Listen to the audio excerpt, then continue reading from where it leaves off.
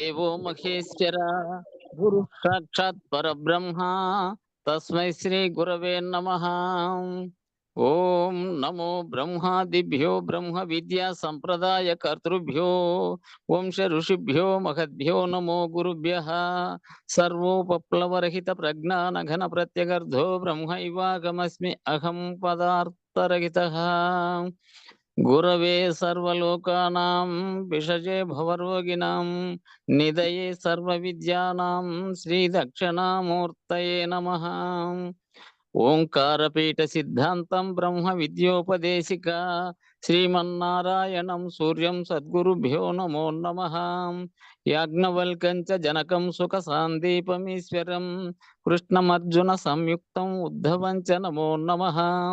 బ్రహ్మానంద యోగీంద్రం రామానంద జ్ఞానేశ్వరః సహజానంద యోగీశ రామావధూత గురుం భజామి. అంబికా శివయోగీంద్రం వేమన యోగి సద్గురుం నిరంజన వెంకయార్య తిరువెంగళ గురుం భజే. శ్రీధర స్వామి యోగీంద్రం శివరామాఖ్య దీక్షితం కంబాలూరి అప్పబ్రహ్మం సద్గురుభ్యో నమో నమః. పరశురామ సీతారామ భాగవత కృష్ణ యోగినః పీల్కాన లక్ష్మణార్య సద్గురుభ్యో నమో నమః. బృహద్వాసిష్ట సిద్ధాంతం పూర్ణబోధోపదేశిక వెంకటేశ్వర యోగీంద్రం సద్గురుభ్యో నమో నమః. ఆత్మానాత్మమతీతమనిశం కేవలాత్మోపదేశిక వేముల రామయార్య యోగీంద్రం సద్గురుభ్యో నమో నమః. ప్రణవాతీతమగమ్యం పరాప్రకృతిరహితం పరమజలోపదేశిక శ్రీరాజయాఖ్య గురుం భజే. శ్రీ బ్రహ్మ విద్యా సిద్ధాంతం అచల తత్వోపదేశిక శ్రీ నాగయార్య యోగేంద్రం సద్గురుభ్యో నమో నమః. ద్వయాత్మరహిత సిద్ధాంతం పరమపురుష ప్రబోధక శ్రీ వివేకానంద సుబ్బయార్య సద్గురుభ్యో నమో నమః. క్షరాక్షరమతీతం చ అచల పూర్ణోపదేశిక శ్రీ పూర్ణానంద పుల్లయార్య సద్గురుభ్యో నమో నమః. అస్మద్గురు సమారంభం కృష్ణ సందీప మధ్యమం ఓంకారపీఠ పర్యంతం వందే గురు పరంపరం. జై సద్గురు ప్రభు మహారాజుకు జై. గురు పరంపరముకు జై. జై గురు. జై గురు. జై గురుభ్యో నమః. చెప్పగూడదు పూర్ణ బోధన్నా ఈ మొప్పెనరులకు విప్పి చెప్పిన విసదపడదన్నా.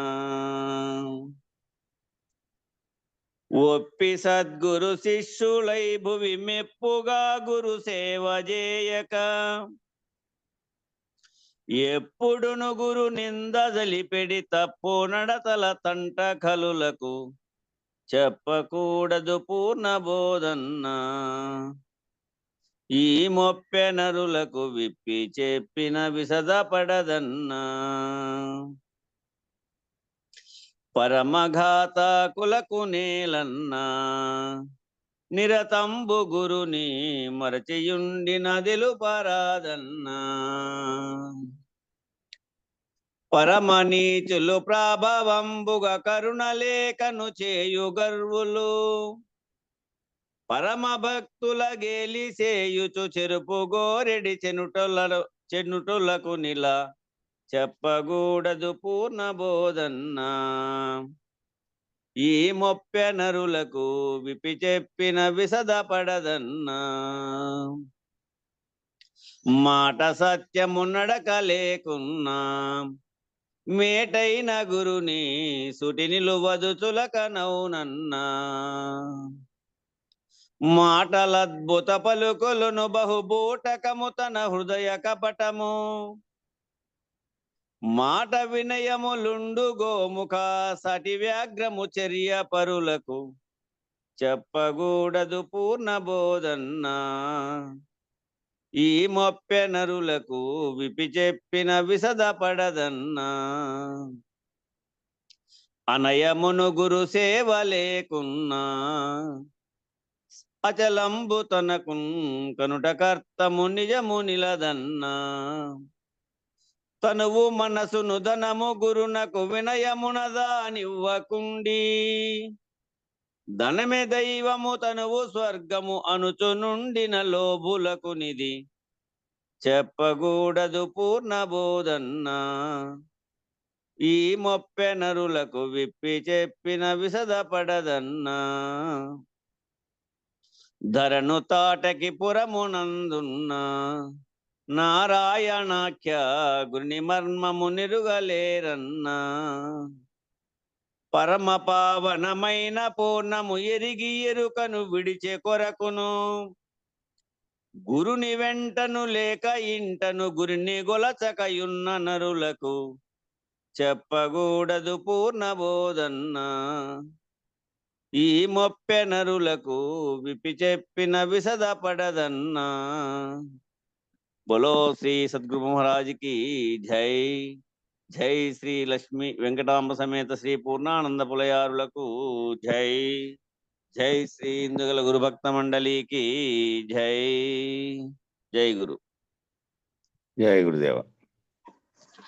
అందరికీ జై గురు.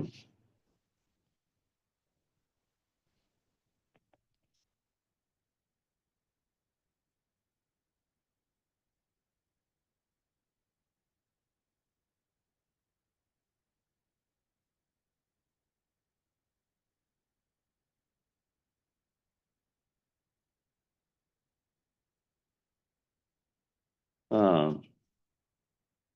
103వదైనటువంటి కావాలననేటువంటి ఇచ్చ వద్దు, కాకపోయితిని అని దుఃఖము వద్దు, అయితనని అబద్ధాలు ఆడవద్దు అనేది హెడ్డింగ్ పెట్టి చెప్తున్నారు. కావాలననేటువంటి ఇచ్చ, ఏది కావాలి, పరిపూర్ణంగా కావాలి, అది అయ్యేది ఒకటి మార్పు చెందేటువంటిదంతా కూడా ప్రకృతే, మార్పు చెందేదంతా కూడా ఎరుకే. ఎరుక తప్ప ఒకటి కావాలి, ఒకటి అవ్వడము, లేదా ఒకటి కాకపోవడము, లేదా ఒకదానిగా పరిణామం చెందడము, మార్పు చెందడం అనేటువంటి ఎరుక లక్షణాలు. కాబట్టి ఆ కావాలను అనే ఇచ్చ, ఏది కావాలని ఎరుకుపోతే ఉన్నది అదే ఉంది, స్వతసిద్ధమై ఉన్నది. ఆ కావాలని అనేది ఏది, అంతవరకు కావాలనుకునేది పరమపదాన్ని తెలుసుకోవాలి అనే ఇచ్చ ఉండింది. తెలిసిన తర్వాత ఏమైంది, ఇంకా ఏ ఇచ్చ లేదు. ఇచ్చ అనేది నశించింది. తాను లేనప్పుడు తనలో కలిగే సంకల్ప వికల్పాలన్నీ లేకుండా, దానికి కారణమైన మూల కారణమైన ఎరుకే లేకుండా ఉన్నప్పుడు ఆ ఇచ్చ లేదు. కాకపోయితేనే దుఃఖం కూడా లేదు. అయితేనేటువంటి నేను అదే అయిన ఉన్నాను, ఏదై ఉన్నప్పటికీ ఎరుక ఉన్నట్లే కదా. ఏది కాకుండా ఉన్నటువంటి, ఏ రకమైనటువంటి స్వభావాలు లేకుండా స్వతసిద్ధమై మార్పు చేర్పులకు కారణం కాకుండా ఒక బయలుగా ఉన్నటువంటి దానిని గురువు చేతను గుర్తెరిగి, గురువు చేత దీన్ని విడనాడితే, ఎరుకను విడనాడితే ఇక అది ఆ స్వరూపంగా నువ్వేం మారవు. దాని స్థితిలో ఉంటావు. అది ఎట్లా ఉందో, ఏ రకమైనటువంటి కదలికలు లేకుండా, ఏ రకమైనటువంటి సంకల్పాలకు అవకాశం లేకుండా బయలు ఎట్లా ఉందో అట్లా నువ్వు ఉంటావు. గురువు అనే సింహము మూలం లేని గుర్తిరిగే శరీరం ఏమీ లేదని చెప్పి అచలమయ్యేటట్టు చేసి ఉండగానే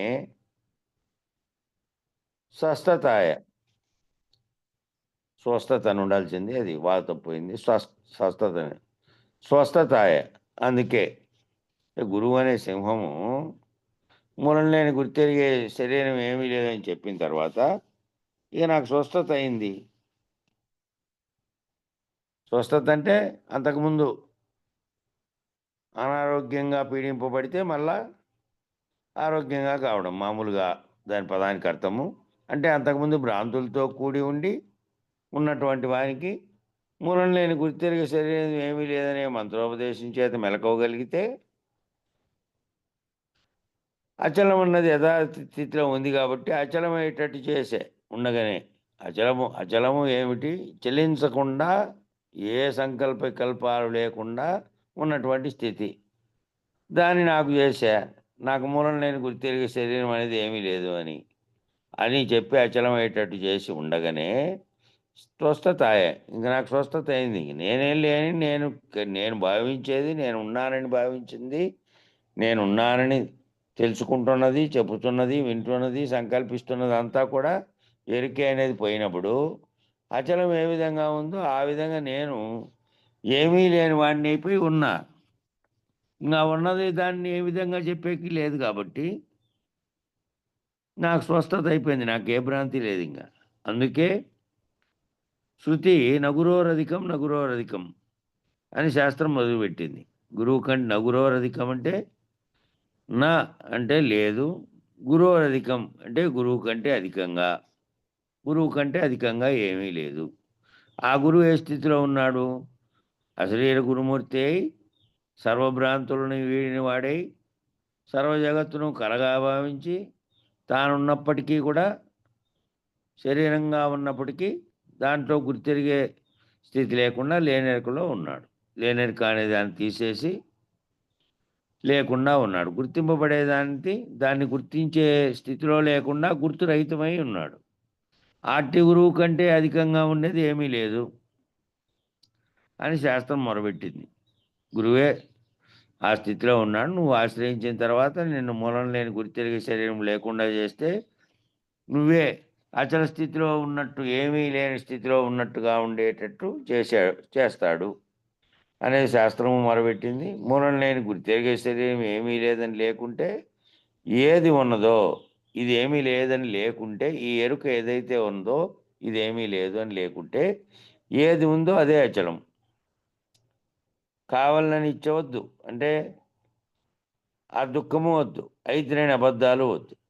ఆ అయితిని అని చెప్పడానికి చెప్పేవాడు లేడు కదా. ఆల్రెడీ మూలం లేని గుర్తెరిగే శరీరం పోయినప్పుడే సంకల్పించేవాడు, మాట్లాడేవాడు లేడు. తన భావనలో గుర్తెరిగి ఉన్నటువంటి వాడు ఉన్నాడు. సాధన అనంతర మౌన ముద్రా స్థితిలో ఉన్నటువంటి వాడు. అటువంటి వాడు ఇంకేమి మాట్లాడేదే లేదు కదా. మాట లేదే, మాటే పోయింది. కావాలని ఇచ్చలేదు, కాకపోతే దుఃఖము లేదు, అయితే అబద్ధాలు లేదు. సర్వకాలం గురువాక్యం మరవకుంటే చాలు. సర్వకాలం మూలం లేని గుర్తెరిగే శరీరం ఏమీ లేదు అనేది గుర్తుంచుకొని ఉంటే ఇది చెప్పేది మాట్లాడేది ఏమీ లేదు. గురువాక్యము గురుస్వరూపము ఎటువంటిది అని మొదలు గురుస్వరూపమే లెస్స ఉండ చూడవలే.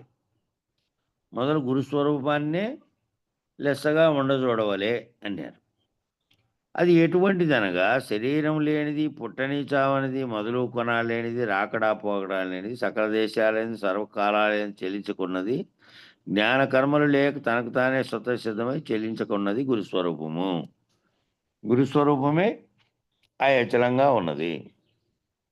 ఎందుకంటే గురువు తన గురువు ద్వారా తాను మేలుకొని ఈ గుర్తెరిగే శరీరం లేకుండా ఉన్నదాన్ని గుర్తెరిగి తాను కూడా లేకుండా అచల స్వరూపుడైపోయి ఆ అచలం ఏ విధంగా కదలిక లేకుండా, పరిణామ వికారములు లేకుండా, ఏ రకమైనటువంటి సంకల్ప వికల్పాలు లేకుండా ఏ విధంగా ఉందో సర్వవ్యాప్తమైండు కూడా ఉన్నదానికి ఉనికి కూడా లేకుండా, అది ఉన్నదని ఉనికి చెప్పడానికి కూడా వీలు లేకుండా ఏ విధంగా ఉన్నదో ఆ విధంగా గురువు ఉన్నాడు. ఆల్రెడీ సర్వవ్యాప్తమై ఉన్నాడు. అది ములుగుచ్చు సందు లేకుండా ఏ విధంగా ఉందో అట్లా గురుస్వరూపం కూడా ములుగుచ్చు సందు లేకుండా సర్వవ్యాప్తమైంది. కాబట్టి సర్వకాలాల యందు కాబట్టి శరీరం లేనిది, పుట్టచావంది, మొదలు కొనాలు లేనిది, రాకడా పోకడా లేనిది, సర్వదేశాల సర్వకాలాల యందు చెల్లించక ఏదైతే ఉన్నదో అది జ్ఞాన కర్మలు లేక, జ్ఞానము లేదు, కర్మము లేదు. జ్ఞానము అంటే తాను కర్తగా ఉండి ఏదైనా చేస్తే కర్త, అది దానివల్ల కర్మ. కర్తగాను లేడు, జ్ఞానం తెలుసుకున్నటువంటి జ్ఞానిగాను లేడు, జ్ఞానాజ్ఞానములు మీరినటువంటి స్థితిలో ఉన్నాడు. కాబట్టి కర్మలు కూడా లేక తనకు తానే స్వతసిద్ధమై చెల్లించక ఉన్నది ఆ గురుస్వరూపం. ఇదే గురుస్వరూపం అని కళ్ళు తెరిచి చూడమని, ఇదే గురుస్వరూపం అని కళ్ళు తెరిచి చూడమని గురువు చూచిన తర్వాత విస్తారమైన గురుస్వరూపం ఉన్నది కదా. చూసిన తర్వాత గురుస్వరూపంగా ఇక్కడ చూస్తున్నదేమో దేహంగా కనపడే నామరూపాత్మకమైనటువంటి గురువు గారికి కలిగిన ఓ రూపం. కానీ గురువు గారిలో ఉన్నటువంటి గుర్తెరిగే చైతన్యం ఎట్లా ఉంది అంటే చైతన్య రహితమైనటువంటి సర్వవ్యాప్తమైనటువంటి పరిపూర్ణము ములుగుచ్చు సందులేక అంతటా ఉన్నటువంటి స్థితిలో ఉన్నది. విస్తారమైన గురుస్వరూపం ఉన్నది కదా చూసిన తర్వాత, అంటే ఎక్కడ చూసినా అదే ఉన్నది అని శిష్యుడు చెప్పాడు. మరి మూలం లేని గుర్తెరిగే శరీరం ఏమీ లేదు. ఈ గురువాక్యం సర్వకాలం మరొకుంటే మంచిది. గురువు చెప్తున్నాడు, ఆ మూలం లేని గుర్తెరిగే శరీరం ఏమీ లేదని నీకు బోధపడింది కదా, ఈ గురువాక్యం నువ్వు సర్వకాలము మరొకుంటే మంచిది. మరొక ఉంటే అంటే శరీరం ఉన్నంతకాలం శరీరంలో గుర్తిరిగేది సంకల్పిస్తూనే వ్యవహరిస్తూనే ఉంటుంది. శరీరం ఉండే వరకు ఉంటాయి దాని శరీరంలో ఉన్నటువంటి దాంట్లో. ఇది ఏం గుర్తుపెట్టుకోవాలి? శరీరం ఉన్నప్పటికీ శరీరం ఉన్నంత కాలము గుర్తులో ఇదే మదిలో ఉండాలి. తాను లేనటువంటి ఈ ఈ కళ వంటిది ఎప్పుడో మొదలై కళ జరుగుతూనే ఉంది. అన్ని అవస్థల్లో జరుగుతున్నటువంటివి అన్ని కళలే. కళలో నుంచి మేల్కొంటే ఏ సర్వము ఏ విధంగా లేదో ఆ విధంగా లేనిదైనటువంటిది. దీని వివరణ అంతా చెప్పారు కాబట్టి అన్ని అవస్థలు ఆ అవస్థలకు అతీతంగా ఉండే శాశ్వత స్థితిలో ప్రత్యేగాత్మగా ఉన్నటువంటిది, సమిష్టిగా ఉన్నటువంటి పరమాత్మగా ఉన్నటువంటిది, దానికి అతీతంగా వ్యక్తం కావడానికే కారణంగా ఉన్నటువంటి సంకల్పము బ్రహ్మకు పుట్టినటువంటిది, బ్రహ్మగా పేర్కొన్నటువంటిది, అది కూడా లేకుండా ఉన్నటువంటి అతీత స్థితి ఏదైతే ఉన్నదో అది తప్ప ఇంకేమీ లేదు. ఈ సంకల్పం చేత సకల సృష్టి జరిగిందంతా కూడా ఒక్కలే. వ్యవహారంలో మామూలుగా జరుగుతుండే కళలాగే అది కూడా అనుకొని సర్వకాలము మరొక ఉంటే, ఎప్పుడూ మరొక నీ గుర్తులో అదే ఉంటే ఇక అది మరలా పొడసూపదు. అది పొడసూపుతాన్నప్పటికీ కూడా నీకు కలవలే తెలిసిపోతుంది. గురువాక్యం చేత నిరంతరము అదే భావంతో ఉంటే ఎప్పుడైనా కూడా ఏ రకమైన భ్రాంతి కలిగినా దాని పట్ల విముఖతగా ఉంటావు ఈ గురువాక్యంతో ఉంటే. ఎరుకనే తెర తొలగించే విధం ఎట్లు? ఎరుకనే తెర ఆ తెర తొలగించేది ఎట్లు? దర్వాజా తీస్తే సరి, దర్వాజా వేస్తే బాట దొరకదు. దర్వాజా అనేది మన కూడా వచ్చింది చెప్తాం కదా. దర్వాజా అనేది తెలంగాణలో పదం, ఉర్దూ పదం. దర్వాజా అంటే తలుపు. మనము ద్వారం అంటాము, వాళ్ళు దర్వాజా అంటారు అంతే. ఉర్దూ పదం, అది తెలుగు పదం కాదు. మనం ద్వారము అంటాం కదా. అదే దర్వాజా అంటే ద్వారము, ద్వారానికి పెట్టినటువంటి తలుపు. ద్వారమేమో ద్వారబంధంగా ఉండేదేమో నాలుగు మూలల దాన్ని ఈ చట్టం అంటారు. ఆ చట్టానికి వేసినటువంటి తలుపులు. ఆ తలుపులు దర్వాజాలు అంటే అవి తీస్తే సరి, దర్వాజా వేస్తే బాట దొరకదు. దర్వాజాలు తీసే గురువు కావాలి. దర్వాజా వేయడము దర్వాజా తీయడం అనేది ఏ విధంగా తెలుసుకోవాలంటే భ్రాంతులు తొలగించుకోవడము, భ్రాంతుల్ని పెట్టుకోవడము లాంటిది. దర్వాజా వేయడం అంటే నువ్వు ఒక దాంట్లో ఇరుక్కొని దాంట్లో నుంచి బయటపడలేకపోవడం. దర్వాజా తీయడం అంటే దర్వాజా లేకుండా చేస్తే స్వేచ్ఛగా నువ్వు బంధం నుంచి ముక్తులు అయినట్టు. దర్వాజా తీసే గురువు కావాలి అంటే బంధాన్ని తొలగించి ముక్తుని చేసే గురువు కావాలి. మూలం లేని ఈ గుర్తెరిగే శరీరము రాజద్వారము. మూలం లేకుండా వచ్చే ఈ గుర్తెరిగే శరీరం రాజద్వారంగా ఉంది. ఈ దర్వాజా వేస్తే రాజదర్శనం కాదు. దర్వాజా వేస్తే, తీస్తే, ఈ దర్వాజా తీస్తే రాజ్యం నిండా రాజే. కాబట్టి దర్వాజా తీసేస్తే మూలం లేని గుర్తెరిగే శరీరం అనే దాంతోనే గుర్తెరుగుతూ ఉన్నావు సర్వము. ఇంక సర్వమును గుర్తెరిగేటువంటి రాజదర్శనం అవుతుంది. అది తీసేస్తే అది అంతవరకు ఏమనుకున్నావు, అంతవరకు నీ చుట్టూ ఉన్నది నీకు దృశ్యంగా కనపడుతున్నది సర్వము సత్యము నిత్యము అనుకున్నావు. అవన్నీ సత్యనిత్యాలు కావు. అవన్నీ భ్రాంతి చేత నీకు ఏర్పడినటువంటి కళలో ఉన్నటువంటివి అని అన్నీ తొలగించుకుంటా పోతే అప్పుడు దర్వాజా తీసినట్టు. ఆ మూలం లేని గుర్తెరిగే శరీరం ఏ రకంగా లేదో అర్థమైతే దర్వాజా తీసేసినట్టు. ఇంకా తీసేస్తే నిండా రాజే, ఇంక నిండా రాజు వంటిదే ఉంది. ఈ గుర్తెరిగే ఎరుక లేకుండా పోతే ఉన్నది స్వతసిద్ధంగా ఉన్నది, సర్వవ్యాప్తమై ఉన్నది. అదే అదే రాజు లాంటిది. ఈ దర్వాజా వేసేవారే కానీ తీసేవారు లేరు. ఈ దర్వాజా తీసేవారు లేరంటే ఎవరో మామూలుగా ఇది భావానికి కథలాగా లేకపోతే ఇతరత్రా చెప్పేటువంటి సిద్ధాంతాలలాగా అత్యంత సులభమైంది కాదు ఇది. ఎందుకంటే ఎంత విచారణ చేసి ఎంత ఆరూఢత చెందినప్పటికీ శరీరంతో తాను వ్యవహరించినటువంటి సుదీర్ఘ కాలం అనేక జన్మలతో వచ్చినవేమో వాసనలు, ఈ జన్మలో కలిగినవేమో అనుభవాలుగా విషయాలుగా ఉన్నాయి. దానితో సతమతమవుతూ ఉంటాడు కాబట్టి అంత సులభంగా అంత సూటిగా గురువాక్యాన్ని అర్థం చేసుకొని తన స్థితిని పొందాలి అనేది మహాకఠినము. ఈ దర్వాజా దాటేది మహాకఠినం, దాటడం అనేది చాలా కఠినం. మిగతా బోధల్లాగా కాదు, అందుకనే చాలా కఠినమైన బోధ ఇది అని చెప్పారు. ఎందుకంటే అది అవగాహన కావడము అయితేనేమో ఇంకా అయిపోయింది, క్షణం లోపలే నీకంతా ఏమీ లేదు, ఏమీ లేనటువంటి నీ భావనలే కుదిరిపోతుంది. అది అవగాహన కాలేకపోతే ఎంత విచారణ చేసినప్పటికీ వాక్యములు, దానికి సంబంధించిన పదాలు, తత్వాలు అన్నీ పాడడం, అన్నీ తెలియడం వస్తుంది. కాబట్టి ఆ దాటుకోలేనటువంటి స్థితిలో మళ్ళీ వ్యవహారికంగా ప్రవర్తిస్తూ ఉంటాడు, మామూలు వ్యవహారంలో చేసినప్పుడు ప్రవర్తనలో. కాబట్టి ఈ దర్వాజా దాటడం అనేది మహాకఠినం. మళ్ళా సులభం. ఏది సులభం? గురువాక్యం పట్ల, గురువాక్యం చేత నువ్వు పోతూ ఉంటే, అదే లైన్లో ఉండిపోతూ ఉంటే, అదే భావనలో ఉంటే, నిరంతరము దాన్నే గుర్తిరుగుతూ ఉంటే ఇక సులభం. ఒకసారి ఆ భావాతీత స్థితికి నువ్వు వెళ్ళిన తర్వాత ఇది లేనటువంటి స్థితిలో, సర్వశూన్యమైనటువంటి స్థితిలో ఈ సర్వము ఈ లేనిది, ఇది లేనిది, ఉన్నది ఎట్లాగూ బయలు స్వరూపంగా ఉన్నది. ఏ కదలిక, ఏ వికారము లేదు దానికి.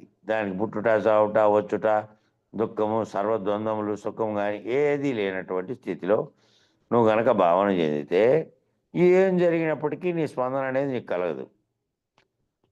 ఓ శిలాఫలకం వలె భావంగా శరీరంగా ఉన్నప్పటికీ భావం ఏ విధంగా ఉంటుంది అంటే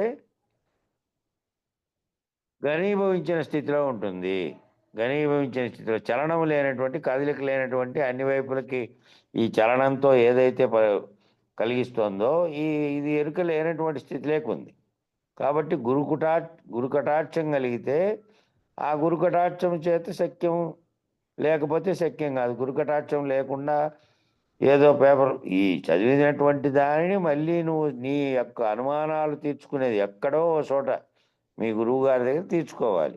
ఆ గురువు లేకపోతే అనేక గురువులంతా పరంపరంతా ఎందుకు వచ్చింది? ఆ వచ్చిండే గురువులు ఒకరికొకరు దాన్ని మళ్ళీ తెలియజెప్పడం కోసమే పరంపర అంతా కొనసాగుతూ ఉంది. లేదంటే ఆ మొదటి గురువే నాకు ఇంకేం పని లేదు, నాకు అర్థమైంది, నేను మూలనేని గుర్తెరిగే శరీరాన్ని కాదు, మూలనేని గుర్తెరిగే శరీరం ఏమీ లేదు, అది కలవంటిది, అచలంగా ఉన్నటువంటి చలనం లేకుండా ఏ రకమైనటువంటి దానికి కారణం కాకుండా ఉండేది నేను. కాబట్టి నాకు ఎరుకే లేదు, కాబట్టి నేను చెప్పేది లేదు, నేను వినేది లేదు, నేను మాట్లాడాల్సిన అవసరం లేదని ఒక గురువు నిర్ణయించుకున్నాడు అనుకో, మొదటి గురువు. ఇంకా ఆ తర్వాత చెప్పేవాళ్ళు ఎవరు? గురు పరంపరా పరంగా ఇది మళ్ళీ చెప్పే కోసమనే, గురు కటాక్షం కలిగించే దానికోసమే ఆశ్రయించిన శిష్యుల్ని చెప్పుకుంటూ వస్తోంది, కొనసాగుతోంది. కాబట్టి ఎవరైనా సరే వాళ్ళు గురువాక్యం తెలిసిన తర్వాత వాళ్ళు అంతకాలం లోపల తెలుసుకోలేకపోతే, ఒకవేళ గురువు శరీరంగా లేకపోతే ఇంకో గురువు, ఏ గురువు ఉన్నప్పటికీ ఈ గుర్తెరిగే దీన్ని తొలగించేటువంటి ఆ సమూహంలో ఉండేటువంటి ఆ గురువు, నీతో పాటు శిష్యుడై గురువు అయినటువంటి వ్యక్తి అయినా సరే, నీకు ఆ భావనను తొలగించి దాన్ని విడమర్చి చెప్పి భ్రాంతులను తొలగించే గురువు కావాలి.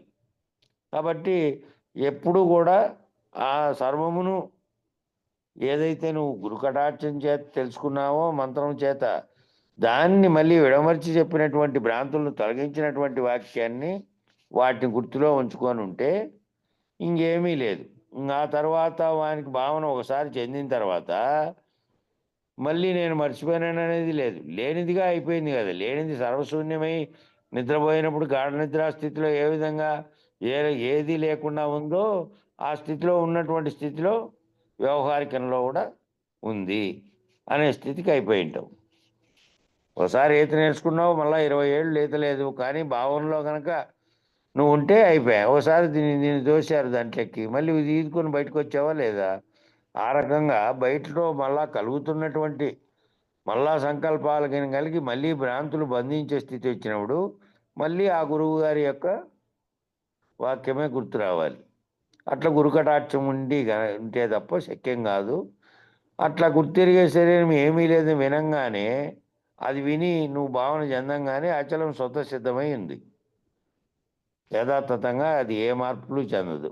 ఇంకా ఏమైనా ప్రయత్నం చేయవలనా అని శిష్యుడు అడిగాడు. అడిగితే ఏమీ లేదు, శరీరమే ఏమీ లేదు. ఏమిటి చేత ప్రయత్నం చేస్తావు? ప్రయత్నం చేయడము అంటే సంకల్పించడమే. సంకల్పించేది ఏది? గుర్తెరుగుతున్నటువంటి జ్ఞానము, గుర్తు, తెలివి, ఎరుక అనబడేటువంటి ఏదైతే ఆత్మగా దాని ప్రకాశం చేతనే సర్వమును భావిస్తుందో, సర్వము శరీరంగా ఉందో, ఈ శరీరం అనే ఆవరణలో ఉండి అది శరీరం కాకపోయినప్పటికీ సూక్ష్మ స్థితిలో ఉండి వ్యవహరిస్తుందో, దీనికేమో ఉనికి ఇవన్నీ ఉన్నాయి, దానికి లేదు. అది సూక్ష్మ స్థితిలో ఉండి వ్యవహారం అంతా అదే నడిపిస్తుంది. ఆ వ్యవహారం నడిపిస్తున్నటువంటి గుర్తు ఏదైతే ఆ సంకల్పించేది ఏదైతే ఉందో అది లేదు. అది ఏమి లేకుండా అయిపోయింది. దేంతో ప్రయత్నిస్తావు? జడ శరీరము, ఈ కనబడతాండే అవయవాలు కలిగినటువంటి, ఇంద్రియాలు కలిగినటువంటి జడ శరీరము విచారణ చేయదు కదా, ఇది యత్నం కూడా చేయదు కదా, దీనికి ఆలోచన కూడా లేదు. ఆలోచించి సంకల్పించేది లేకుండా అయితే దేని చేత ప్రయత్నం చేస్తావు? ఇంకా దేని చేత కూడా ప్రయత్నం చేయవు. ఇంక ప్రయత్నమే లేదు. నీకు గుర్తిరిగేది ఏముందో అది లేదు కాబట్టి ప్రయత్నం లేనటువంటి స్థితి లేకపోయినావు. స్వతసిద్ధమై ఉన్నదానికి ప్రయత్నం ఎందుకు చేయ? అది నేను అవుతానా? నేనది అవుతాదే? స్వతసిద్ధమైన దానికి నేను ప్రయత్నం చేసే పనే లేదు. అది నేనవుతానా? అది నేననేది ఉండనే ఉండదు. దానికి నేననేది లేదు కదా. నేననేది ఉంటే మళ్ళీ అన్ని వస్తువు అనేది ఉన్నట్లే. దానికి అన్యమే లేదు. నేనవుతానా? అది నేనవుతాదే? అది నేను కాదు, నేను అది కాదు. కాబట్టి నేను లేకుండా పోతే స్వతసిద్ధమై ఉన్నటువంటిది అదే ఉంది. నేను ఆ భావనలో ఉండాలి అనేది ఇక్కడ అర్థం. తర్వాత 106ది, మార్గం ఎటువంటిది? గురువాక్యం ఏది? మార్గం ఎటువంటిది? గురువాక్యం ఏది? ఇక వాక్యం దయచేయండి, ఇక వాక్యం చెప్పండి అని అడిగినట్టు. దయచేయండి అంటే గురువు గారు చెప్తున్నారు, ఈ వాక్యము సర్వకాలం అనుకుంటే సమస్తమైన భ్రాంతులు పోతాయి. ఈ వాక్యం కనుక సర్వకాలము అనుకుంటే సమస్తమైనటువంటి భ్రాంతులు పోతాయి. అది ఎటువంటిది అంటే అది పరమగుహ్యము. శిష్యుడు అది ఎటువంటిది అని అడిగారు. అది పరమగుహ్యము, పరమ రహస్యమైంది అది. ఈ భ్రాంతులు ఎవరైతే సాధకుడుగా ఉండి సాధకుని స్థాయిలో అంతకుముందు జగత్తునంతటినీ కనబడేదాన్ని, తనను చుట్టూ ఉన్నటువంటి దాన్ని అన్నిటినీ నమ్మినటువంటి, అదే నిజమని అదే సత్యం అనుకున్నటువంటి భ్రాంతిలో ఉన్నాడు కాబట్టి అవన్నీ విడిపడే వరకు, అవన్నీ విడిపోయి సాధకుడుగా పూర్తి స్థితిలో తన యొక్క ఆత్మస్థితిలో ఏదైతే సర్వవ్యాప్తమైన చైతన్యం ఉన్నదో, పరమాత్మగా ఏదైతే ఉన్నదో, సర్వవ్యాప్తమైనటువంటి చైతన్యం, బ్రహ్మాండమంతటిని నడిపిస్తున్న చైతన్యంగా తానే ఉన్నాడు. తాను ఉన్నాడు ఈ సర్వవ్యాప్తమైన దానిగా అనేదే ఒక గుర్తు, అదే సంకల్పం, అదే చేస్తోంది. కాబట్టి దాన్ని రహితం చేసుకునేటువంటి దాంట్లో గురువు దగ్గరికి పోతే అది పరమగుహ్యమైనటువంటిది. ఆ గుహ్యం ఎందుకు అంటే ఇదంతా వేడందే, అది చెప్పినా కూడా తెలిసేది కాదు, అది అర్థమయ్యేది కాదు, అది చదువుతో నిమిత్తమైంది కాదు, వయసుతో నిమిత్తమైంది కాదు. అది ఆ భావన అర్థం కావాలి అని అంటే ఈ స్థితిలో నుంచి ఆల్రెడీ పోయినటువంటి వాడు అయినటువంటి వాడైతే సాధకుడుగా తాను సర్వవ్యాప్తమైన గుర్తెరిగే చైతన్య స్థితిలో ఉన్నటువంటి ప్రత్యేగాత్మ స్థితిలో ఉన్నటువంటి సాచిత్వ స్థితిలో ఉన్నటువంటి శరీరంతో కానీ జగత్తుతో సర్వవ్యాప్తంగా భౌతికంగా కనబడేది కాకుండా ఏదైతే సర్వవ్యాప్తమైనటువంటి చైతన్యం ఉందో అది నేను అనేటువంటి స్థితిలోకి పోయినటువంటి వాడైతే అటువంటి గురువాక్యమైనటువంటి మహారహస్యాన్ని నీకు చెప్తానే నువ్వు సులభంగా గ్రహించగలిగేటట్టు ఉంటావు.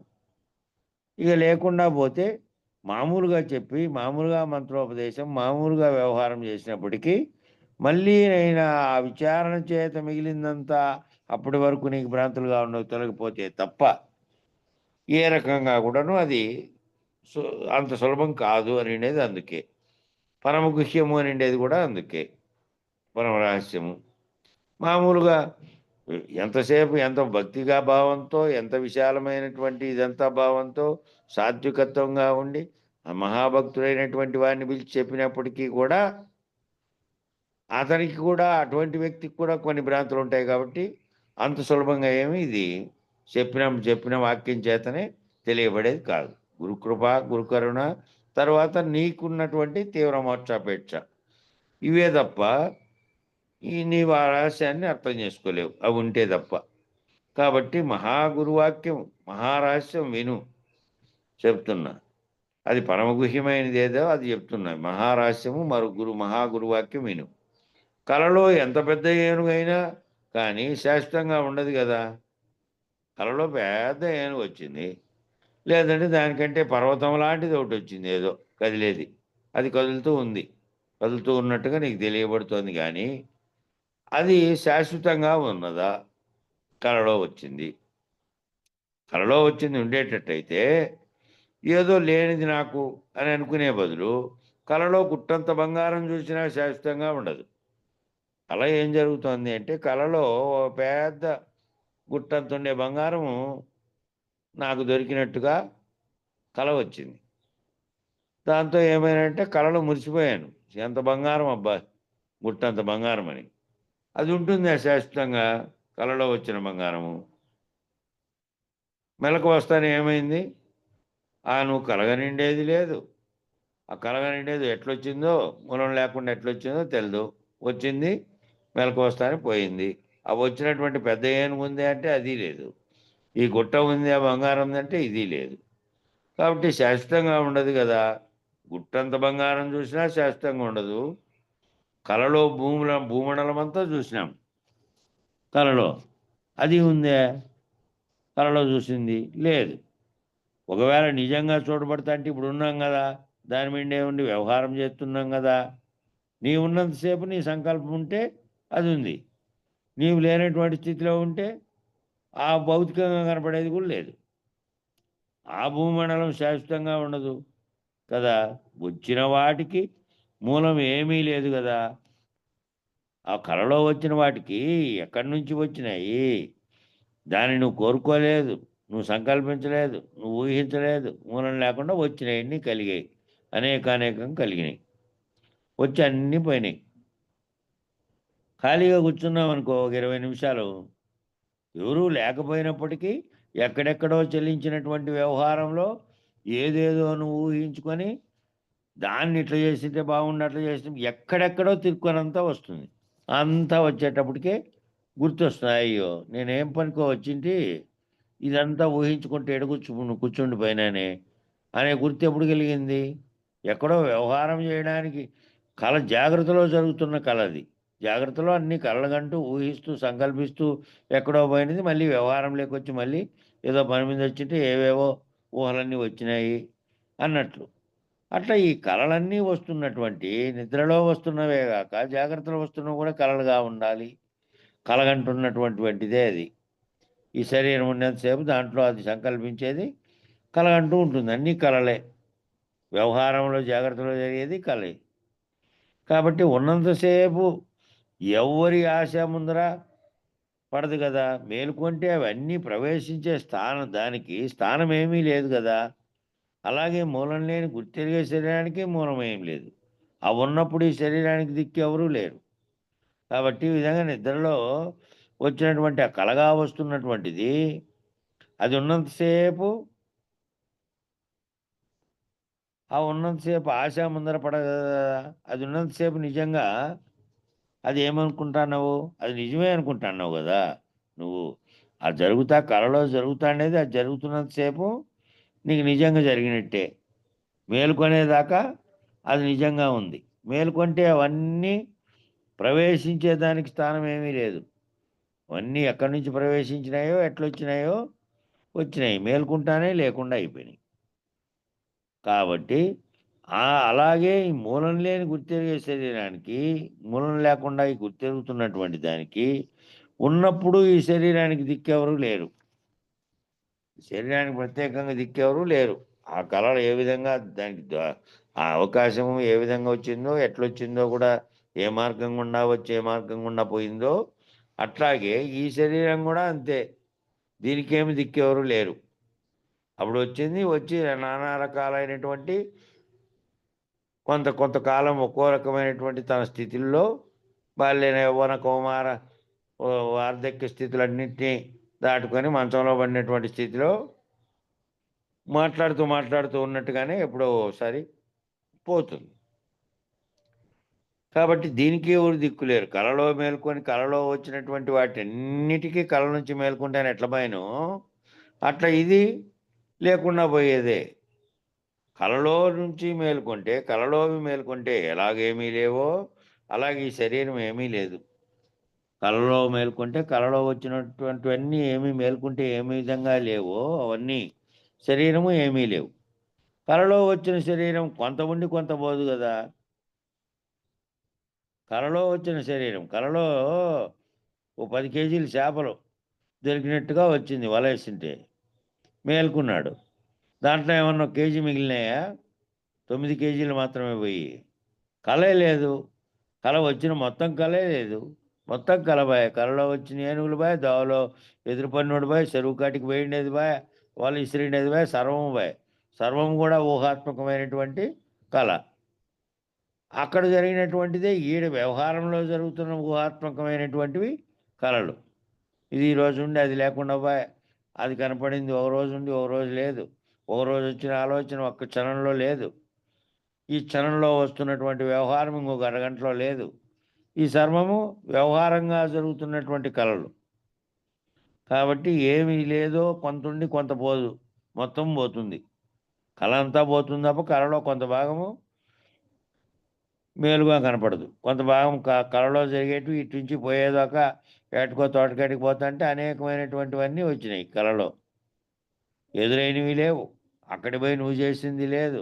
మళ్ళీ నువ్వేవో కొన్ని నీకు కాయలు బిక్కున్నట్టో ఇంకోటో వచ్చింది అనుకుందాం. ఆ అందులో ఏమైనా కొన్ని ఉన్నాయా? కొన్ని ఉండి కొన్ని లేకుండా అయిపోయినాయా? అట్లా లేకుండా అయిపోదు. మొత్తం కలే లేదు. మొత్తం కలే లేనిది కాబట్టి కలే లేకుండా అయిపోతుంది తప్ప కలలో జరిగినటువంటి కొన్ని అంశాలు మళ్ళా గుర్తులో ఉండేది కానీ కొన్ని ఉండి కొన్ని పోయేది కానీ లేదు. కాబట్టి వచ్చేటప్పుడు ఎంత వచ్చిందో అంతా ఏమీ లేదు. వచ్చేటప్పుడు ఏ విధంగా వచ్చిందో అంతా ఏమీ లేదు. ఆ వచ్చినప్పుడు ఎప్పుడో వచ్చినాము. జగత్తులోకి వచ్చినప్పుడు ఏ విధంగా ఏది వచ్చింది? ఆ వచ్చిన దానికి గుర్తు మూలం లేకుండానే గుర్తు కలిగి ఉపాధిని ధరించి ఇక్కడ వచ్చింది. మళ్ళీ ఏమీ లేకుండానే పోతుంది. కాబట్టి స్వప్నంలో వచ్చేటప్పుడు ఎంత వచ్చిందో అంతా ఏమీ లేదు. కళలో ఎంత వచ్చిందో అంతా ఏమీ లేదు. నువ్వు వచ్చినప్పుడు ఈ జగత్తులోకి వచ్చినప్పుడు కూడా ఏమేమి వచ్చిందో అదంతా ఏమీ లేదు పోయేటప్పటికి. స్వప్నంలో వచ్చిన శరీరం పుణ్యపాపం చేసిందా లేదా? స్వప్నంలో శరీరం వచ్చింది, ఏదో భావించింది, పుణ్యమైన పనులు చేసింది. లేదంటే ఎవడో ఒకడు తనకు శత్రువుగా ఉండేవాడు కనపడ్డాడు కలలో, వాడిని కొట్టాడు, పొడిచాడు, ఏవో చేసినట్టుగా కళ వచ్చింది అనుకో. ఆ చేసింది స్వప్నంలో వచ్చినటువంటి శరీరం పుణ్యం పాపం చేసిందే లేదా? అవన్నీ వ్రాసుకున్న వారెవరు? అది చేసినటువంటి కర్మే లేదు అక్కడ. అది జరిగిండే కళ ఏ విధంగా వచ్చిందో కళలో పుణ్యం చేసినది లేదు, పాపం చేసినది లేదు. చేసినట్టుగా కలిగినటువంటి కళ మేల్కుంటానే లేకుండా అయింది. అయితే అది వేరే కాదు. అదన్నీ ఎవరు చెప్పేది? అది రాసుకున్న వారెవరు? ముందర విమర్శించేవారెవరు? అది వేరే, ఇది వేరే కాదు. ఒకటే వ్యాపారం. ఉనికి ఒక్కటే. కొనకేమీ లేదు. ఇలాగ అన్ని శరీరాలు సమానమే. కాబట్టి ఆ కళలో వచ్చిన శరీరాలు లాంటి శరీరాలే ఇక్కడ జరుగుతున్నాయి. అది వేరే, ఇది వేరే కాదు. కాకపోతే ఈ జరుగుతున్న దానికి కళ్ళెదురుగా జరుగుతున్నటువంటి దృశ్య ప్రపంచంగా ఉండే శరీరంగా ఉన్నటువంటి దాంట్లో చూస్తున్నావు. చూస్తుండి నువ్వు అది లేనిదిగా భావించి నీకు కర్తృత్వం ఏమీ లేకుండా ఉంటే, వ్యవహరిస్తే నీకేమీ లేదింక. నువ్వు ఈ మూలన లేని గుర్తెరిగేది ఏ విధంగా పోయిందో, గుర్తెరుగుతుండి శరీరంగా ఉండి, జడంగా ఉండి, ఉపాధిగా అట్లే ఉంది గదా! ఉపాధిలో నేనున్నా గదా! ఉపాధిలో నా భావనలన్నీ, ఆలోచనలు ఉన్నాయి గదా! ఉపాధి ఉన్నప్పటికీ నువ్వు ఉపాధిలో ఉన్నటువంటి గుర్తెరిగేది లేకుండా చేసుకొని ప్రవర్తించే స్థితిలోకి నువ్వొస్తే, కలలో ఏ విధంగా పుణ్యపాపాలు లేకుండా ప్రవర్తించావో, చేసినప్పటికీ అవి లేనివో, వ్యవహారంలో చేసేటప్పుడు మళ్ళీ దాన్ని గుర్తెరిగే ఉండాలి. దాన్ని గుర్తెరగకుండా మళ్ళీ కలలో చేసినట్టు, కలలో పొడిచినట్టు నేను ఎవరినైనా ఈడ పొడుస్తాను జాగ్రత్త అవస్థలో అనంటే అది కుదరదు. నువ్వే లేనటువంటి స్థితిలో ఉండాలి. కలలో పుణ్యపాపాలు లేనట్లుగా జాగ్రత్తలో ఉన్నప్పుడు నేనేమైనా చేస్తే లేనివే గదా! ఇది కల వంటివే గదా! అని చెప్పి దేన్నైనా ఆశించడమో, కొట్టేయడమో, లేకపోతే ఇంకో హాని చేయడమో, లేకపోతే లేదంటే ఏదో పూజలు పునస్కారాలు చేసి లాభం పొందుదామనే ఆలోచన చేసి పుణ్యం చేయడము, అన్నీ కూడా కల వంటివని నిశ్చింతగా ఉండాలి. అంతేగాని జాగ్రత్తలో మళ్ళా ఇట్లా చేస్తే నాకు అట్లా అవుతుంది అని కల వంటిది లేవు అనే స్థితిలో కాదు. నువ్వు దాన్ని గుర్తెరిగి, ఈ గుర్తెరిగే జాగ్రత్త అవస్థలో ఉన్నప్పుడు నీ ప్రవర్తన మార్చుకోవాలి. కాబట్టి అది ఇదే కాదు, అది వేరే కాదు. ఒకటే వ్యాపారం. ఉనికి ఒక్క తీరే. కొనకు ఏమీ లేదు. ఆ ఉనికి అంతా ఆ ఉన్నట్టుగా భావించినటువంటి ఉనికి కూడా ఏమీ లేదు. కొనకేమీ లేదు. కలలో వచ్చినవి ఎలాగో అలాంటివే. కలలో వచ్చిన దానికి ఉనికి ఎక్కడుంది? కల ఉన్నంతసేపు ఉంది. మేల్కొంటే లేకుండా అయింది. నీ ఉనికి కూడా దీంట్లో లేదు. నువ్వు గురువాక్యం చేత నీ ఉనికి ఏదైతే నేననే అహం ఉందో అది పోయిందనుకో, జడమైన శరీరం మిగిలి ఉంది. జడ శరీరం మిగిలి ఉంది. నాలో ఉనికి అనేది ఏదైతే నేను అని గుర్తెరిగి నేననేటువంటి భావన చెంది ఉందో అది లేదు. అది లేకుండా అయిపోయించి దాని ఉనికే లేదు. ఆ ఉనికిని తీసేశాడు గురువు. ఈలాగు అన్ని శరీరాలు సమానమే. ఇలాగా కలలో శరీరాలు, జాగ్రత్తలో శరీరాలు, అన్ని శరీరాలు సమానమే. ఈ శరీరానికి ఏముంది అని ఎవరు విచారించరు. ఈ శరీరానికి ఏముంది అనేది ఎవరు విచారించరు. విచారించకుడు అంటే జాగ్రత్త అవస్థలో ఉన్నట్టు దాన్ని నమ్ముతున్నటువంటి వాడు, విశ్వాన్ని నమ్ముతున్నటువంటి వాడు ఉన్నాడే, వాడు ఏమి వ్యవహారం చేస్తుంటాడు? తన ఎదురుగా ఉండేటువంటి తనకు మూలం తన తల్లిదండ్రులు అనుకుంటూ ఉంటాడు. ఇక తన చుట్టూ ఉన్నటువంటి బంధుత్వం, తన చుట్టూ ఉన్నటువంటి కనపడే దృశ్యం, ప్రపంచము, దానివల్ల పొందే లబ్ధి, దానివల్ల పొందినటువంటి అనుభవము, దానివల్ల పొందినటువంటి విషయాలు, ఇవన్నీ చుట్టుకొని ఉంటాయి వానికి. కాబట్టి దీని శరీరానికి కారణమైనటువంటిది అది ఏముంది? దాని గురించి ఎవ్వరూ విచారించరు. దానికి అతీతమైనది ఏముంది? దాని మూలం నేను కనుక్కుందాం అనేటువంటిది ఎవరో ఒకరికి కలిగితే వైరాగ్య భావన, వాడు గురువు దగ్గరికి పోతే ఆ విచారణ చేస్తాడు. లేకపోతే ఎప్పుడు కూడా విచారణ చేయడు. మిగతా వాళ్ళంతా ఎప్పుడెప్పుడు ఆ పనులు అయిపోవాలి, ఈ పనులు అయిపోవాలి, ఇదంతా చేయాలి, అదంతా చేయాలి, ఇది కూడా పెట్టాలి, అది కరెక్ట్, అవన్నీ నిరంతరము వస్తాయి. ఇంకా పోయే వరకు ఉండనే ఉంటాయి. కాబట్టి వీటన్నిటిది ఎంతకాలం జరిగినా అదే కదా. దీనికి మూలం ఏమిటి? దీని యొక్క కథ ఏమిటి? దీన్ని విచారం చేసి దీన్ని అధిగమించడం ఎట్లా అని ఎవరు విచారించరు.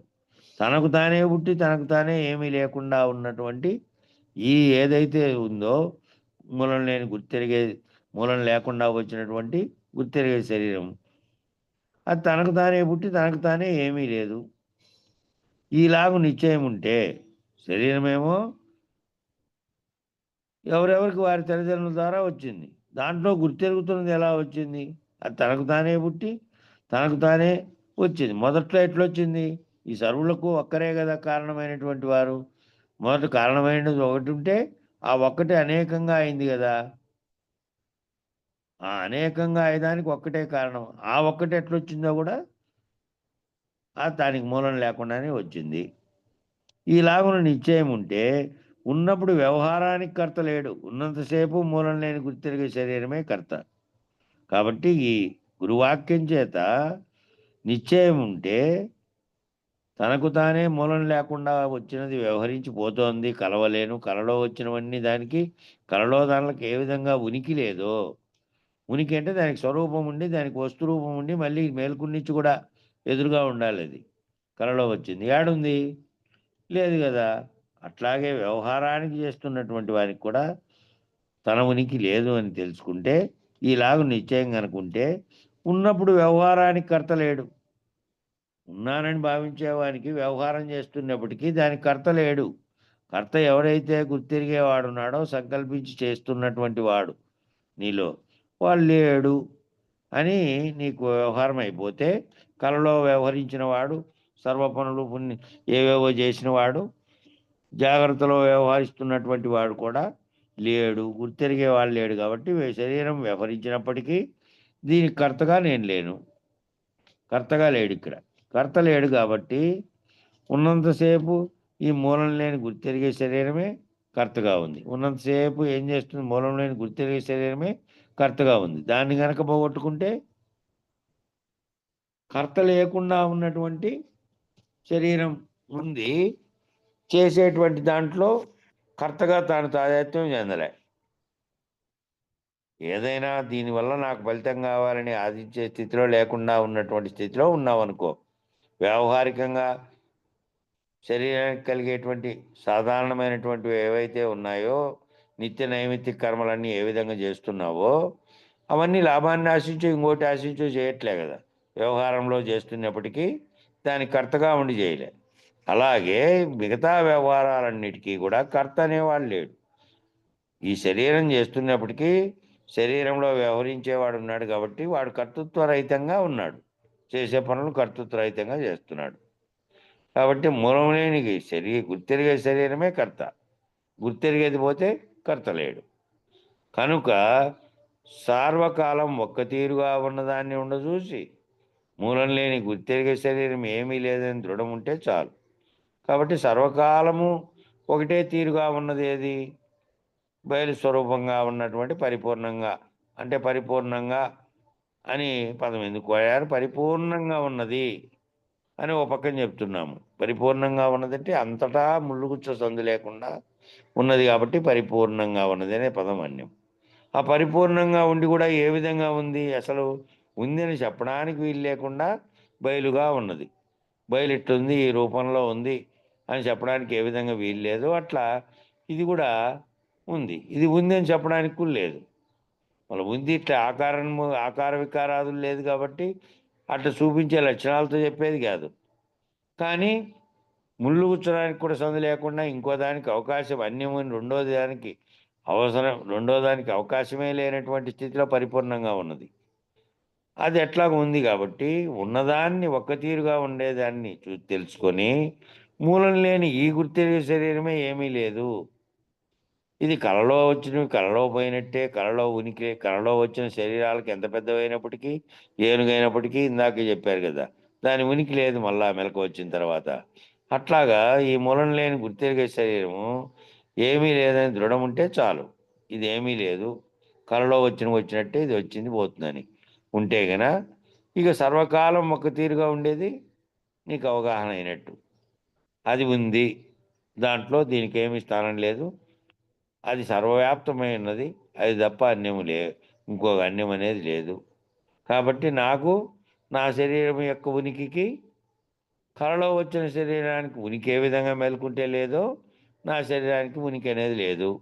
నామరూపాలన్నీ నేను కల్పించుకొని దానికి సంబంధించినటువంటి ఆధిపత్యాన్ని నేను కల్పించుకొని సర్వాన్ని నేననే గుర్తెరిగే శరీరం కల్పించుకుంది తప్ప దానికి ఉనికి ఏమీ లేదు అని దృఢం ఉంటే చాలు.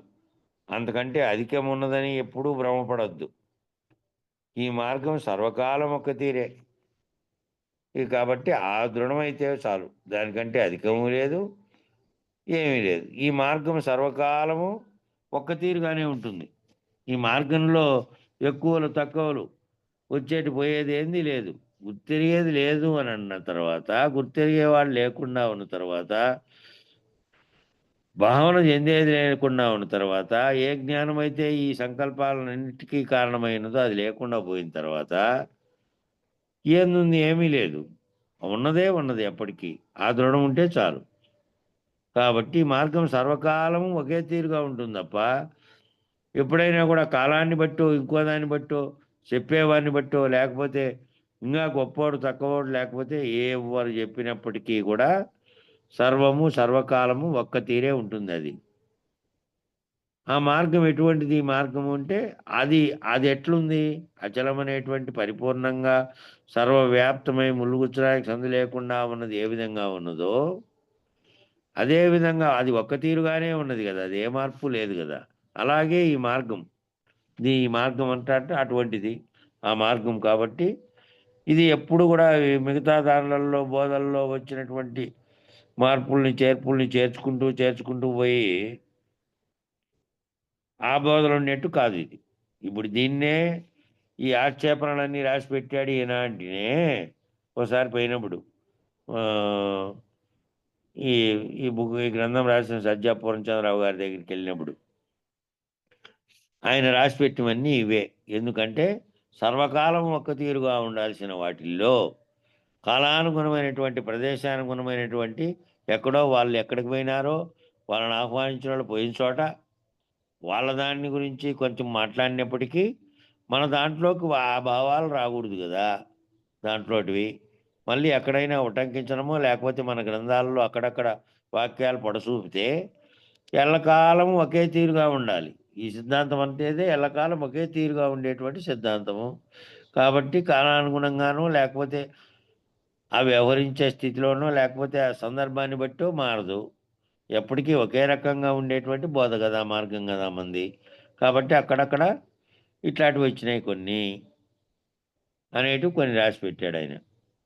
తప్పులుగా ఉన్న వాళ్ళే గ్రంథాల్లో శివరామ దీక్షితీయంలో శివరామ దీక్షితులు వారు చెప్పినటువంటి వాక్యాలకి కొంచెం విరుగుడు, కొంచెం వేరేగా ఉన్నటువంటివి ఎక్కడెక్కడ తోచింటే అవి రాసిపెట్టాడాయన.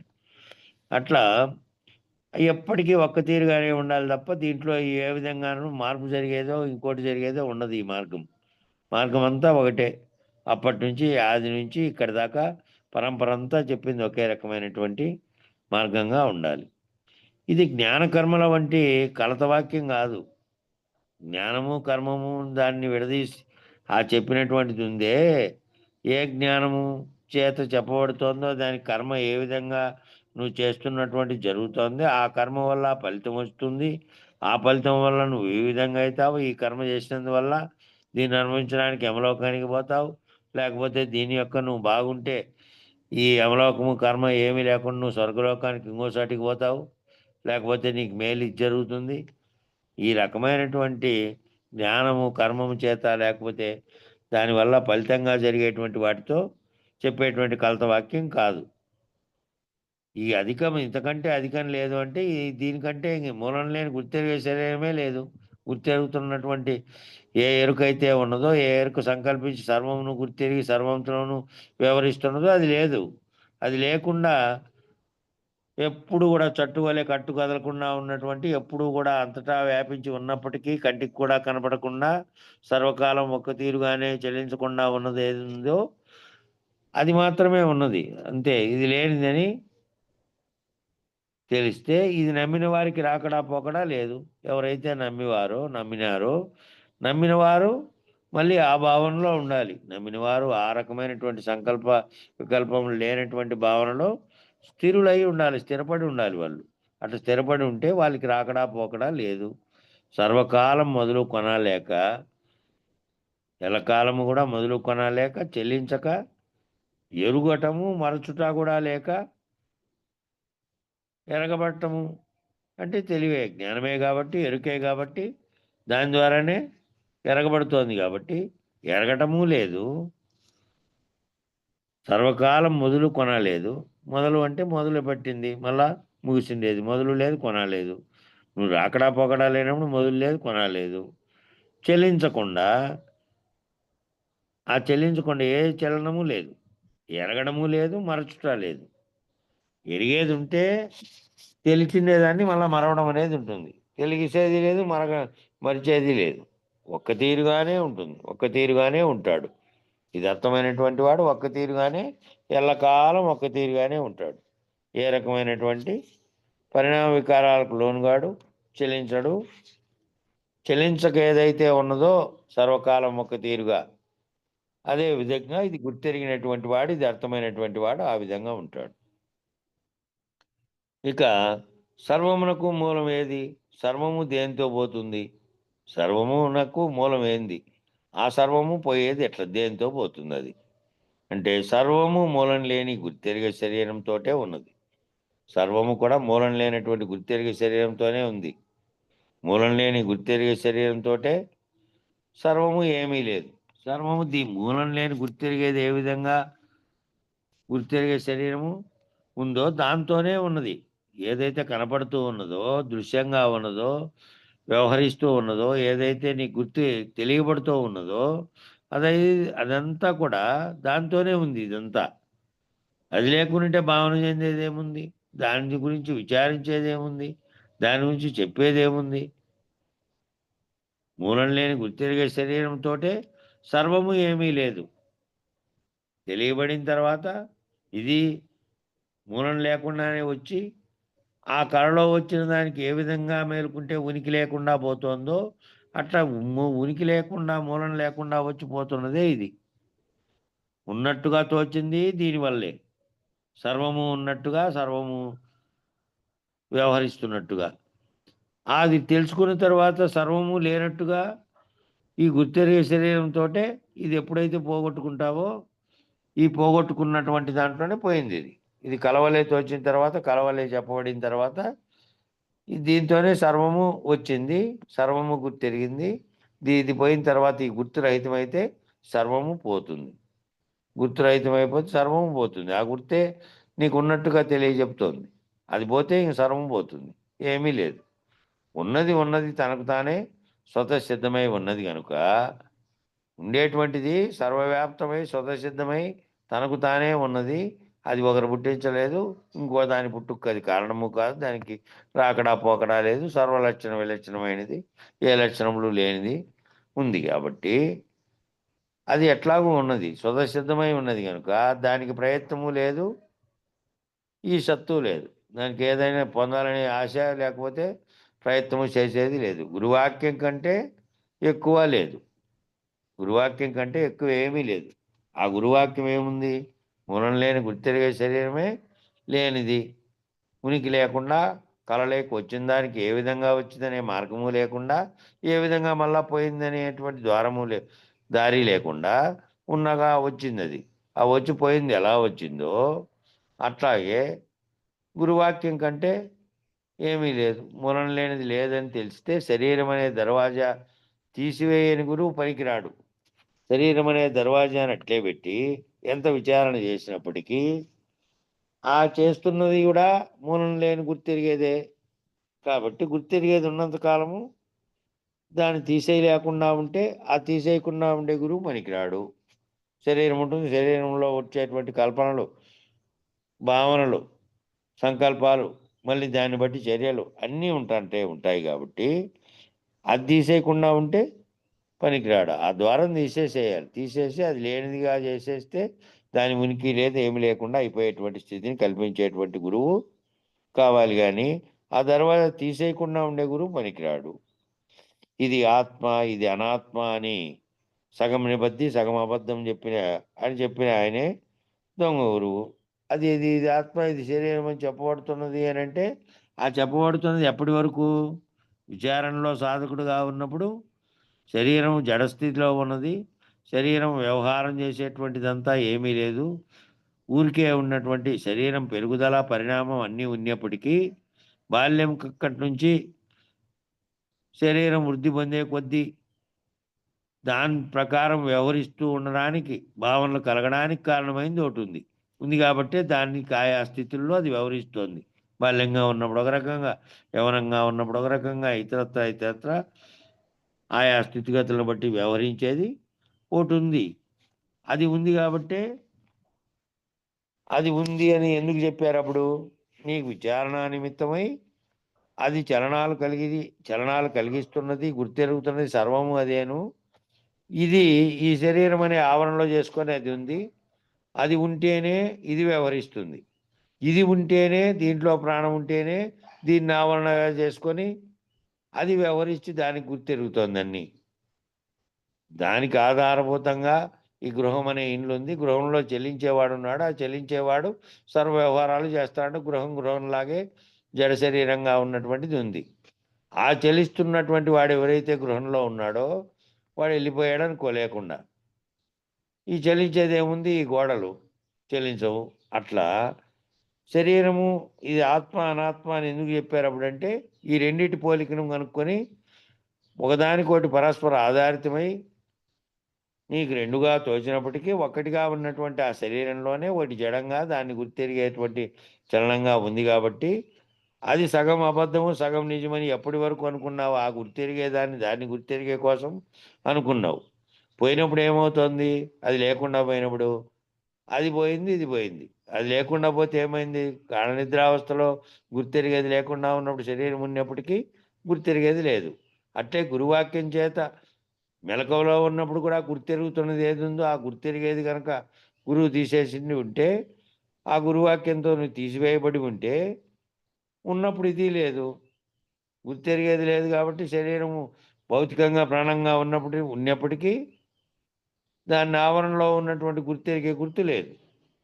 కాబట్టి మొత్తంగా లేదని చెప్పేటువంటి తీసేసే గురువు కావాలి కానీ కొంచెం ఉంది కొంత ఉండదు అని చెప్పేది ఉండదు. మొత్తంగా తీసేయాలి. మొత్తంగా ఉన్నది, లేనిది, ఈ జగత్తు ఉన్నది, పుట్టినది, ఈ కలిగింది, ఇదంతా వ్యవహారము. ఈ వ్యవహారం అంతా విచారణ వరకే. విచారణ అయిపోయిన తర్వాత నీకు తొలగించినటువంటి గురువు తొలగిస్తే అది లేనిదని ఓసారిగా తెలిసిపోయినటువంటి స్థితిలోకి నువ్వు పోయి ఉంటావు. కాబట్టి సగం అబద్ధము సగం నిజమని చెప్పినటువంటి వాళ్ళు ఆ దొంగ గురువులు. కాబట్టి వాళ్ళకి ఎందుకంటే వాళ్ళకి ఈ భ్రాంతి పోయినలేదు. ఈ భ్రాంతిలో నేననేటువంటి ఉనికి కలిగి ఉన్నారు. ఇంకా అట్లే ఆ ఉనికి పోగొట్టుకున్నటువంటి గురువు అయితేనే ఆ ఉనికిని నీకు తీసేస్తాడు. లేదంటే అది ఉన్నటువంటి సగం ఉండి సగం లేనట్టుగా ఉన్నటువంటిది చెప్పినటువంటి గురువు అవుతాడు. కాబట్టి జ్ఞానం అజ్ఞానం ఒక్కటే ఉంటే రెండూ ఉన్నవి. ఉంటే రెండూ ఉన్నవి, లేకుంటే రెండూ లేవు. జ్ఞానం ఉంటేనే అంతవరకు అజ్ఞానంగా ఉన్నదే నీకు తెలియబడిన తర్వాత జ్ఞానమైంది. అంతవరకు ఏదైతే విషయం తెలియబడలేదో మళ్ళీ ఆ విషయం నీకు తెలియబడింది, విచారణ ద్వారా తెలియబడింది. లేదు మామూలు జగత్తునే తీసుకుందాం, మామూలుగా జరిగేటువంటిది వేదాంతపరంగా తీసుకోకుండా. ఈ వస్తుత్పత్తి అంతా ఎలా జరుగుతూ వచ్చింది? కనీసం ఒక కర్ర పొడుచుకుంటే ఒక జీవి చనిపోతుందన్నటువంటి సాధారణ జ్ఞానం కూడా లేదు ఒకప్పుడు పశువులా జీవించినటువంటి మానవునికి. ఓ మీద పడితే ఓ సింహం లాంటిది మీద పడితే 8-10 మంది గుహలో దూరుకుంటే అట్లే తీసుకుపోయి ఓ రాయి కొసిగ్గా ఉన్నటువంటి ఆ కొండలో ఉన్నటువంటి ఆ ఒక దడిలో బయటికి వెళ్ళొచ్చి ఉంటాయి చూడండి, ఆ రాళ్ళు పడిపోవడం వల్ల కొండల్లో అట్లా కొసిగ్గా ఉండేదాన్ని కూర్చుకుంటే అది చచ్చిపోతే ఓహో పొడువుగా కొసిగ్గా ఉండే దాంతో పొడిస్తే జీవి చనిపోతుంది అనే కాడ మొదలైండే ఆలోచన కాటి నుంచి ఇప్పటి వస్తూత్పత్తి కాలం వరకు ఎట్లొచ్చినాయి మనిషికి ఆలోచనలు మార్పు చెందుతూ వచ్చినాయి. ఆ వచ్చి ఆ విధంగా మార్పు చెందుతూ వచ్చి ఆ వస్తువులు ఒకటికి అనుకుంటానే ఇంకోటి ముందు లేదని చెప్పారో ఆ విధంగానే జ్ఞానం అజ్ఞానం కూడా. అంతవరకు అజ్ఞానంగా బతికాడు. పరిణామంలో అజ్ఞానంపై కొంత జ్ఞానం వచ్చింది. ఆ జ్ఞానము కొంతకాలానికి వేరేది దానికి మించింది ఉంది అని ఎవరికి తడుతోంది? అవన్నీ ఎవరికి తడుతోందంటే గుర్తెరిగేదానికే తడుతున్నాయి. ఇవన్నీ గుర్తెరుగుతున్నటువంటి మూలం లేని గుర్తెరిగే శరీరం ఏదైతే సర్వమును సంకల్పిస్తోందో ఆ సంకల్పిస్తున్నవాడు ఒక వస్తువు తయారు చేసిన తర్వాత ఈ వస్తువుని ఈ విధంగా ఉపయోగపెట్టుకుంటున్నాము, దీంట్లో కొన్ని ఇడ్డంకులు ఉన్నాయి, దీనికంటే అధిగమించి ఇంకోటి ఇట్లా తయారు చేస్తే బాగుంటుందనే ఆలోచన మనకు వచ్చి వాడు చేస్తూ ఉన్నాడు. చేస్తే ఏమైంది? అంతవరకు ఆహా ఓహో అని అనుకున్నామే, అది అజ్ఞానంగా మారిపోయి మళ్ళా కొత్త జ్ఞానం వచ్చింది. కొత్త వస్తువు వస్తానే కొత్త జ్ఞానం అనుకున్నావు. పాతది పనికి రాకుండా ఉన్నటువంటి అజ్ఞానం కింద అయిపోయింది. కానీ అంతకుముందు ఆ అజ్ఞానం కూడా అది కనిపెట్టకుండా ఉన్నప్పుడు ఇంకా అజ్ఞానం ఉంది. అది కనిపెట్టి ఓహో ఇది మాకు ఉపయోగపడుతుంది అని కనిపెట్టాడు. కాబట్టి పరిణామం చెందుతున్నటువంటి జ్ఞానాజ్ఞానములు రెండూ కూడా ఒక దాంట్లో నుంచి వచ్చినవే. ఆ ఒక్కటే. ఎవరు ప్రత్యక్షమై చెప్పలే కదా, ఇలా చేసుకోండి అయినా అది వద్దని. ఈయన అనుభవపూర్వకంగా వీని సంకల్పంలో పుట్టే వీడు తయారు చేస్తున్నాడు. ఒకదాన్ని మించి ఒకటి సంకల్పిస్తున్నది మానవుడే. వానికి వస్తున్నటువంటిది వాని మెదల్లోనే వస్తుంది. అంతకుముందు కూడా అజ్ఞానం ఆడే ఉంది, జ్ఞానం కూడా ఆడే ఉంది. కాబట్టి ఒక్కటే, రెండు ఒక్కటే. కాలం ఉంటే అయిపోయింది. రెండు ఒక్కటే. వీటికి అయిపోతుంది, వేరే అయిపోతుందని. ఉంటే ఒక్కటే, ఉంటే రెండు లేకుండా ఉంటే ఒకటి అన్నీ ఉన్నాయి, లేకపోతే రెండూ లేవు. కాబట్టి ఒకటి ఉండి ఒకటి లేకుండా అయిపోయేది లేదు, రెండూ లేవు. జ్ఞానాజ్ఞానములు రెండు కూడా ద్వంద్వ పదములు అన్నీ కూడా అబద్ధములని ఏ జ్ఞానం తెలుసుకున్నదో అట్టి సుజ్ఞానమును విడిచిపెట్టవలను. ఇట్లా జ్ఞానాజ్ఞానములు అనే రెండు ఉన్నాయి. ఆ రెండు ద్వంద్వ పదములు. ఒకటి లేకుండా ఒకటి ఉండదు, రెండు ఉంటాయి, పోతే రెండు పోవాలి. అజ్ఞానము జ్ఞానము అని దేని వల్ల తెలుసుకున్నావో, జ్ఞానాజ్ఞానములనే ద్వంద్వ పదములు అన్ని అబద్ధాలని ఏ జ్ఞానం తెలుసుకొంచున్నదో, ఏ జ్ఞానం చేత నువ్వు గ్రహించినావో ఈ జ్ఞానం అజ్ఞానం రెండు ద్వంద్వములు లేవని అట్టి సుజ్ఞానమును విడిచిపెట్టవలను. అది సుజ్ఞానం. మిగతా చెప్పిన జ్ఞానాజ్ఞానములు సాధారణమైతే ఏ జ్ఞానం చేత ఇవి రెండూ లేనివని తెలుసుకున్నావో సుజ్ఞానం. కానీ ఆ సుజ్ఞానాన్ని కూడా నువ్వు విడిచిపెట్టాలి.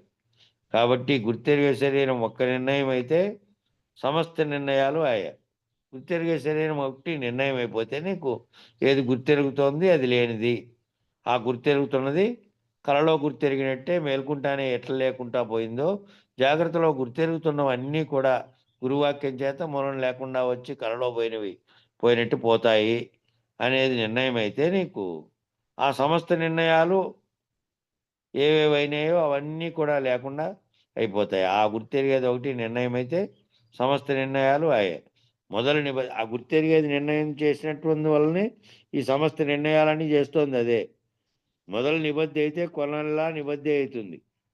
ఆ మొదలు ఏదైతే చక్కగా ఉంటే మేము కొన వరకు చక్కగా పోతుంది.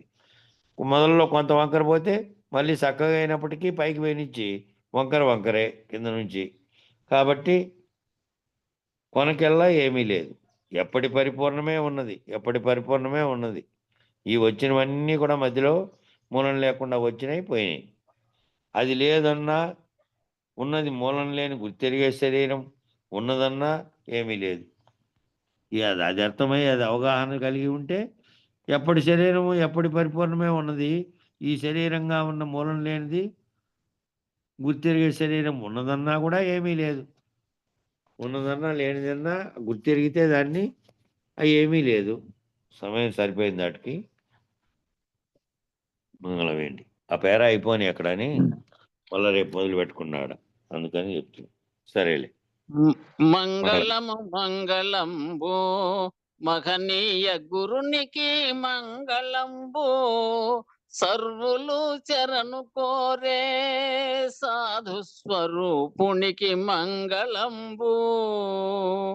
మంగళం గురుదేవాయ మహనీయ గుణాత్మనే సర్వలోక శరణ్యాయ సాధురూపాయ మంగళం. జై సద్గురు ప్రభు మహారాజుకు జై. శ్రీ పూర్ణానంద పుల్లయార్య సద్గురు ప్రభు మహారాజుకు జై. శ్రీ వివేకానంద బండారు సుబ్బయార్య సద్గురు ప్రభు మహారాజుకు జై. గురు పరంపరముకు జై. గురు భక్త మండలికి జై. జై గురు.